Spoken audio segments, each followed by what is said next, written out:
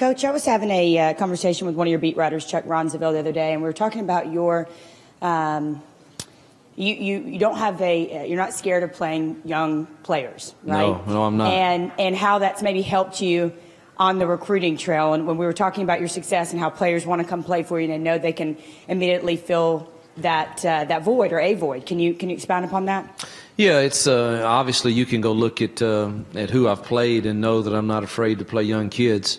I think you get to a point where I think he's exactly right. It is a settling point at a certain extent, and then you get to a point where you got enough of them there. They're like, well, if I come, I have to compete with so and so and so and so, and which in this league, if you're recruiting a kid that's afraid to compete, he's probably not the right kid anyway. But there's no question that me pointing out that we had 5 All-Americans as freshman All-Americans, and the many more that played significant minutes proves to the families that we're recruiting and the young men that we're not afraid to do that if that's the best scenario for our team. Hey, Coach, Bruce Marshall at Sports Byline. Real quick, the Boise opener, it's kind of an Arkansas State reunion, and I just wondered if you had ever talked to Coach Harsin before. I haven't thought about that, but it is. I talked with him several times during the search. Every year when it would open again, everybody seems to think I can help them or can give them insight to the program, and I'm always glad to, because I want to see Arkansas State do well, and there's great people there, and some of the players that I recruited, they'll be seniors this year, are still there, so I want them to do well. And Coach Harsin called me and just, asked me about, what I thought.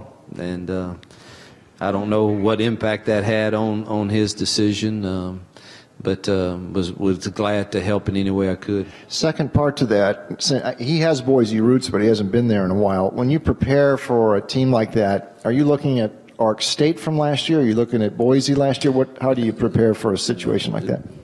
Going to be very difficult. Our defensive staff will look at Arkansas State. That's not too difficult. Brian's going to be who he is, just like I was, and others will be. The one that's very difficult for us is preparing for them defensively, because he hired a guy that has not been a coordinator.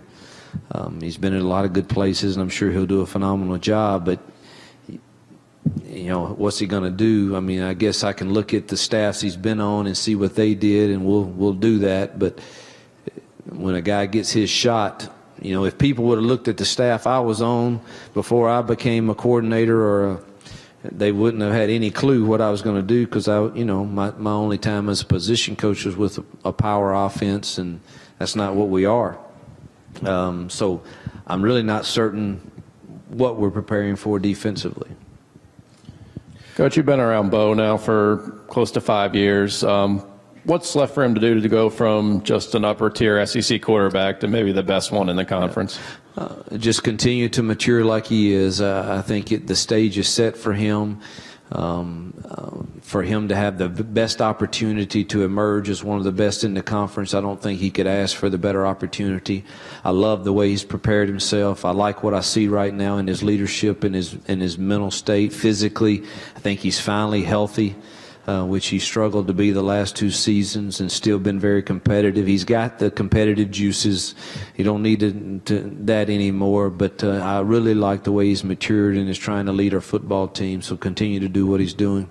Coach, what's the next step in the process for your program, trying to take that step forward? And as a coach, what goes into really developing that culture of getting everybody on board with winning? Well, I think we're ahead of schedule. I had no clue that we would have gone to 2 bowl games when we first got there and won 2, so I think we're ahead of schedule. And I think some of the things that got us there, number one, I would point to accountability and being accountable to the little things. I don't think any team can be successful without that. The chemistry that we have from our coaching staff and the concise daily message that they get from us is the same. As far as the next step in our program, it is simply putting yourself in every game that you play in a competitive fashion where you have a chance to win it.